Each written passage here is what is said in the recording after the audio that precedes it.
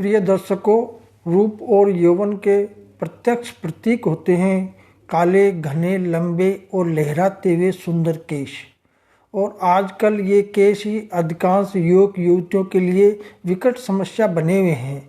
नमस्कार आयुर्लेंस परिवार, मैं हूँ डॉक्टर BM गुप्ता और आपका हार्दिक स्वागत। इस चैनल पर हम स्वास्थ्य और फिटनेस के बारे में रोचक जानकारी साझा करते हैं।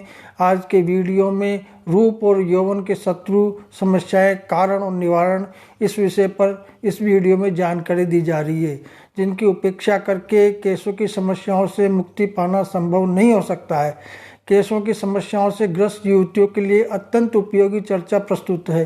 केशों की समस्याओं की जटिलताओं के कारण वीडियो लंबा हो सकता है, परंतु आप पूर्ण ध्यान से वीडियो देखें, स्किप नहीं करें और इसका लाभ उठाएं।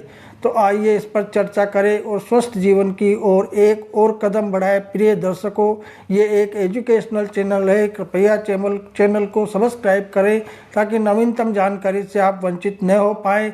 और वीडियो अच्छा लगे तो शेयर करें, लाइक करें। प्रिय दर्शकों, वक्त से पहले यानी युवावस्था में केशों का पकना यानी सफ़ेद होना, झड़ना, घने व लंबे न होना, उड़ने लगना आदि समस्याएं इस आधुनिक ज़माने की देन है, ऐसी बात नहीं है। ये समस्याएं पहले भी स्त्री पुरुषों को दुखी करती रही है। फर्क सिर्फ इतना हुआ है कि आजकल ये समस्याएं ज़्यादा युवक युवतियों को ग्रसित और पीड़ित किए हुए हैं, जबकि पहले के ज़माने में बहुत कम संख्या में इन समस्याओं को ग्रसित हुआ करते थे, बल्कि ज़्यादातर स्त्री पुरुष प्रौढ़ावस्था में पहुंचने तक भी इन समस्याओं से बचे रहते थे। तब ऐसी अपेक्षा रखी जाती थी कि उम्र रसीदा यानी काफ़ी बड़ी उम्र हो जाने पर भी बाल काले, घने, लंबे बने रहे। तभी तो बुजुर्ग की उम्र तक पहुंच जाने पर भी जब महाकवि केशव के बाल सफ़ेद होने लगे तो वे भी दुखी हो चुके। उन्होंने दोहा कहना पड़ा, केशव कसन अस्करी अस अरि हुन कराए, चंद्रवदनी मृगलोचनी बाबा कई कई जाए। केशव जी व्यथित होकर कहते हैं कि उनके बालों की जो गत बनाई है वैसे तो कोई दुश्मन के साथ भी नहीं करता। सफ़ेद बालों के चलते सुंदर बालाएं उन्हें बाबा कहकर संबोधित करती है। केशव के ज़माने में बाबा आज के ज़माने में अंकल ही हुए ना। केशव तो महान कवि थे। अब बुजुर्गों वाली उम्र में भी बाल सफ़ेद न हो, ऐसी अपेक्षा या लालसा रखना तो ज्यादती वाली बात होगी। पर प्रौढ़ावस्था से पहले ही बाल सफ़ेद होने लगे, उड़ने लगे तो ये वाकई चिंताजनक है और दुखद बात ही होगी ही। आयुर्लेंस चैनल में गत वीडियोस में देखते हुए आपको एक अटल सिद्धांत की जानकारी तो हो चुकी होगी कि इस दुनिया में बिना कारण के कोई काम नहीं होता, यानी पत्ता भी नहीं हिलता अगर हवा न चले तो हमारे शास्त्रों ने कहा थे कारणात अभावात कार्य भाव है, यानी बिना कारण के कार्य नहीं होता। अगर कार्य हुआ है तो उसका कारण भी होना चाहिए। और अगर समयानुसार ठीक वक्त पर बाल सफ़ेद होने लगे, उड़ने लगे, कम होने लगे, रूखे सूखे होने लगे तो ये माना जाएगा और इसका कारण प्रकृति के नियम हैं।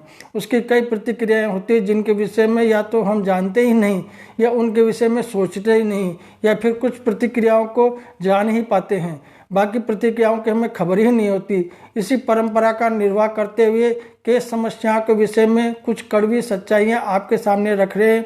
इन पर ध्यान देंगे और इनका सामना करेंगे तो सुखी रहोगे।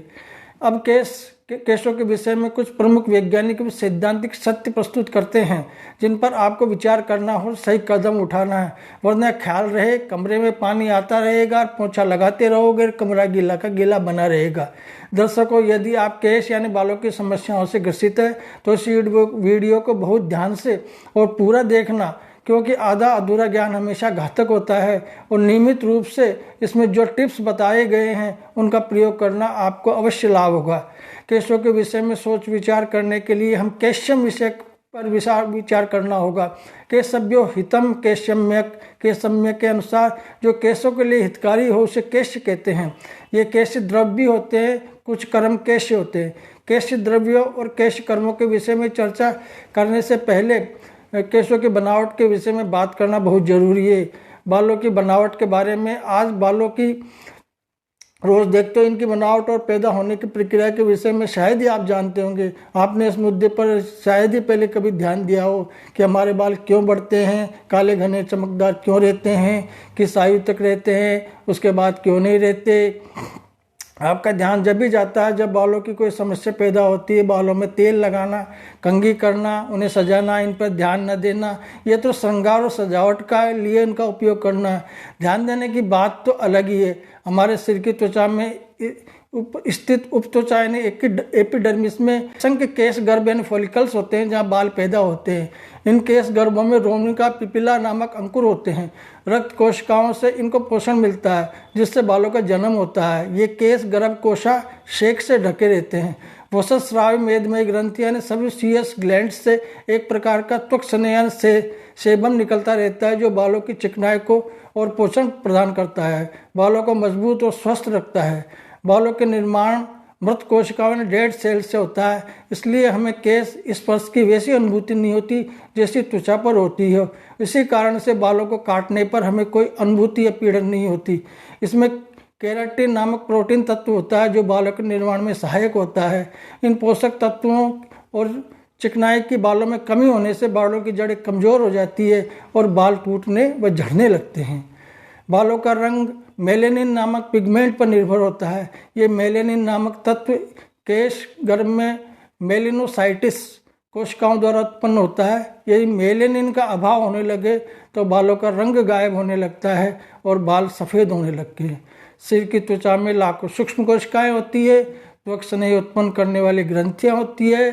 सूक्ष्म वाहिनियां और पसीना बनाने वाली ग्रंथियां होती है। स्पर्श का अनुभव करने वाली सूक्ष्म ज्ञान नाड़ियाँ होती है।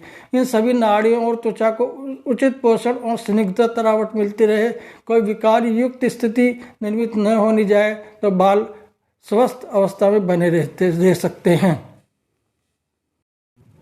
बालों की उपयोगिता। बाल सिर्फ चेहरे को सुंदर बनाने के लिए नहीं होते बल्कि इनके कुछ और भी कार्य होते हैं।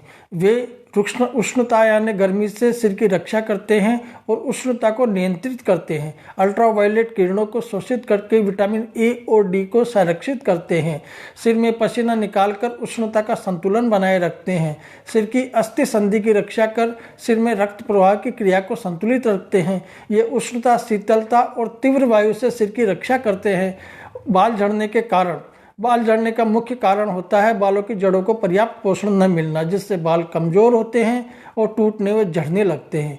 इन्हीं कारणों से बाल सफ़ेद भी होने लगते हैं। इसका मुख्य कारण अन्य कारण भी होते हैं जिनके प्रभाव से बाल कमज़ोर होकर टूटने लगते हैं और पककर सफ़ेद होने लगते हैं।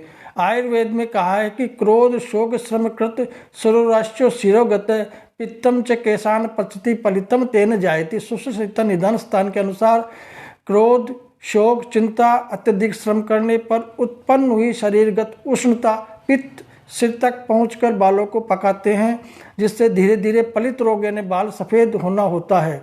वात और पित्त के कुपित होकर जब रोम कूपर पर पहुंचते हैं तब बाल झड़ने लगते हैं, जिसे इंद्रलुप्त रोग कहते हैं। कफ व रक्त के दोष से त्वचा में उष्णता और रुक्षता होने से अरुणिका नामक रोग की उत्पत्ति होती है, जिसमें सिर में छोटी छोटी फुंसियाँ हो जाती है और बालों की जड़ें कमज़ोर हो जाती है, बाल झड़ने लगते हैं।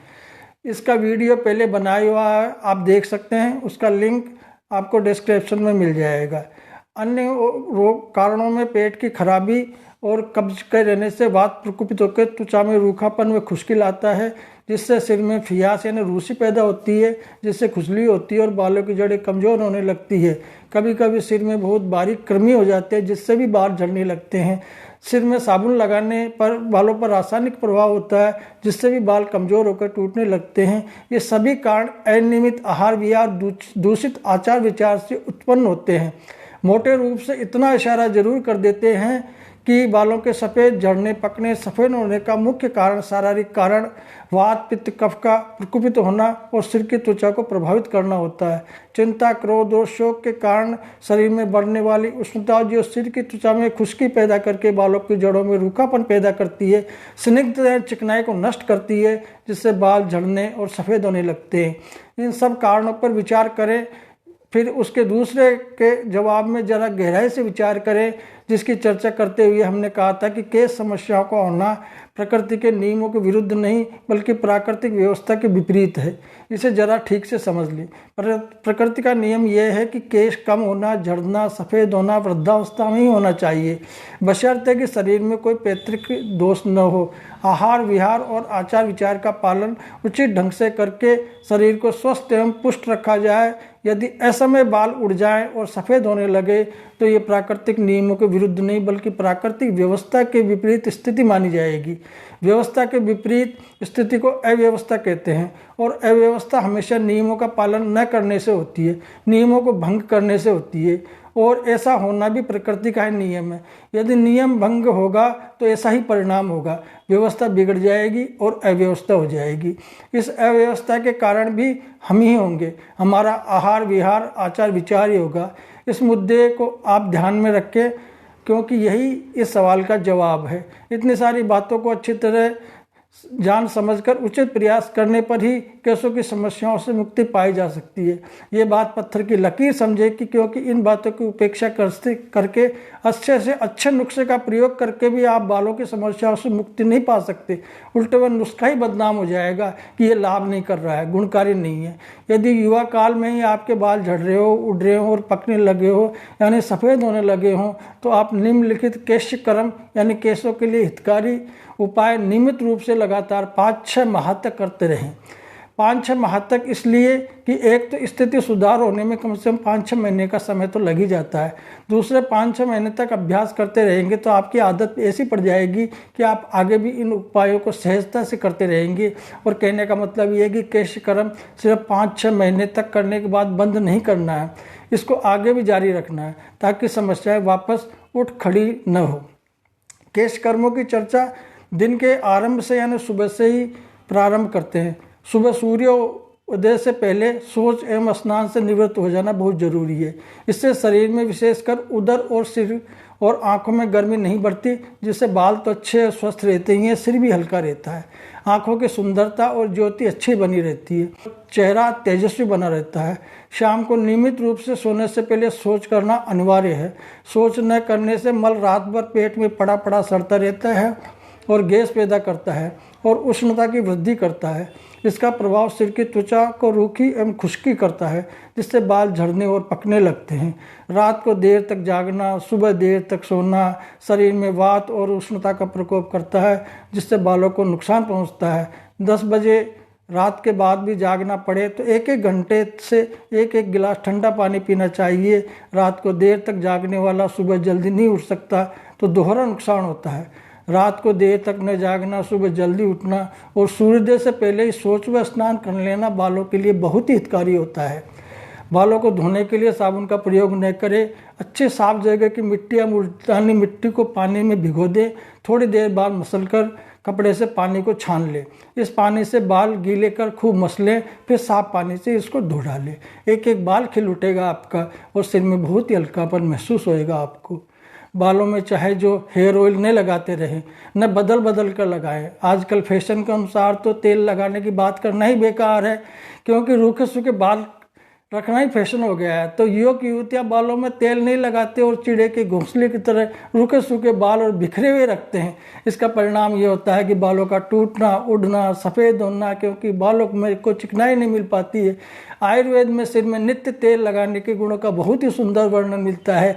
देखिए, नित्यम सेनाद्र शीर्षे शिले शूलम न जायते न खालित्यम न पालित्यम न केशा प्रपतंति च बलम सिरे कपालानाम विशेषणाम अभिवर्धते दृढ़मूलाश्च दीर्घाश्च कृष्णा केशा भवन्ति च इंद्रियाणि प्रसिद्धन्ति सुख भवति चामला निद्रा लाभम सुखम च स्यात् मूर्ति। तेल निसेवनात्, सिर पर तेल लगाने की मालिश करने से सिर शूल नहीं होता है, न बाल उड़ते हैं, न गंजापन आता है, न पालित बाल जल्दी सफ़ेद नहीं होते हैं, बाल नहीं गिरते हैं। सिर की अस्थियों का बल विशेष रूप से बढ़ता है, बालों की जड़ें मजबूत हो जाती है, बाल लंबे और काले हो जाते हैं, आँख कान आदि इंद्रियां स्वच्छ एवं प्रसन्न हो जाती है, त्वचा स्वच्छ एवं निर्मल हो जाती है, सुखपूर्वक नींद आ जाती है। सिर में तेल लगाने के ये लाभ है। बालों को रोमों को उत्तेजित करने और बालों का समग्र स्वास्थ्य के लिए अपने सिर में तेल की मालिश करना याद रखें। सिर में तेल लगाना इसलिए भी अनिवार्य है कि तेलों में विटामिन और एंटीऑक्सीडेंट होते हैं जो बालों को मजबूत कर सकते हैं। इससे रक्त परिसंचरण को भी बढ़ावा मिलता है जो बालों के स्वस्थ विकास के लिए योगदान कर सकता है। इसका अच्छा तरीका यह है कि रोज़ रात को सोने से पहले अंगुलियों से बालों की जड़ों में तेल लगाकर कम से कम 10-15 मिनट तक खूब मालिश करें। इसके बाद बाल रूखे सूखे भी नहीं रहेंगे, बालों की जड़ों को भी तेल चिकनाई पहुंचती रहेगी। शीतकाल में सरसों का तेल या बादाम का तेल, ग्रीष्म ऋतु में चमेली का तेल अच्छा रहता है और नारियल का तेल तो सब ऋतुओं में ही अच्छा रहता है। स्नान के बाद बालों को खूब पोंछकर सुखा लें, इसके बाद ही तेल लगाएं। गीले बालों में तेल नहीं लगाएं। बालों को तेज़ धूप से बचाएं। लगातार तेज़ धूप में भी रहना पड़े तो छाता लगाकर या कपड़ा लपेटकर बालों को धूप से बचाएं। आहार में आप मौसमी फल, आंवला, शहद, पालक, पत्ता गोभी, गाजर, कच्चा खोपरा, सौंफ, मक्खन, मिश्री, काली मिर्च, दूध, केला, सेवफल, मूंगफली, देसी चना, हरा धनिया, सेंधा नमक आदि केशित द्रवों को आवश्यकता अनुसार किसी न किसी विधि से उचित मात्रा में प्रतिदिन सेवन करते रहें। शरीर में उष्णता व खुश्की बढ़ाने वाले अधिक खट्टे, तेज मिर्च मसाले वाले व तले हुए पदार्थों का सेवन 4-5 माह के लिए बंद कर दें या बहुत कम मात्रा में यदा कदाही करें। गर्मी के दिनों में पेय के तलवों में सप्ताह में 2 बार रात को सोने से पहले मेहंदी गलाकर लगा लिया करें। सुबह स्नान करते समय और मसल कर धो लें। इससे सिर में ठंडक और तरावट पहुंचती है और शरीर की बढ़ी हुई गर्मी कम हो जाती है। प्रातः सूर्योदय के समय हरी धूप पर 15-20 मिनट पहले टहलने से भी आपको ये लाभ होता है। शरीर में कैल्शियम और लौह तत्व की कमी से भी बालों में समस्याएं पैदा होती है।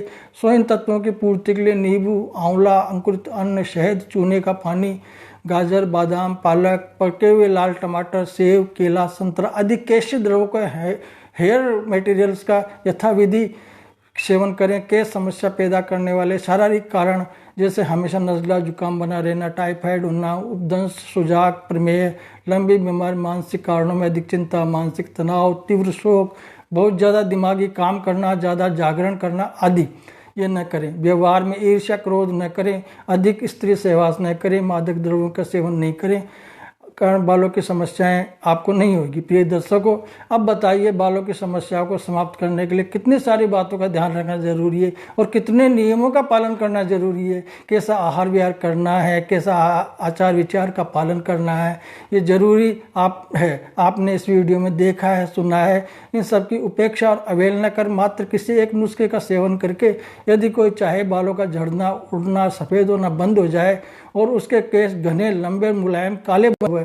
आज के वीडियो में बस इतना ही। यदि आपको ये जानकारी उपयोगी लगी तो कृपया इस वीडियो को लाइक करें, शेयर करें, अपने दोस्तों और परिवार के साथ इसको साझा करें। अधिक स्वास्थ्य युक्तियों के लिए मेरे चैनल को सब्सक्राइब करना नहीं भूलें। देखने के लिए आपका बहुत बहुत धन्यवाद। नमस्कार।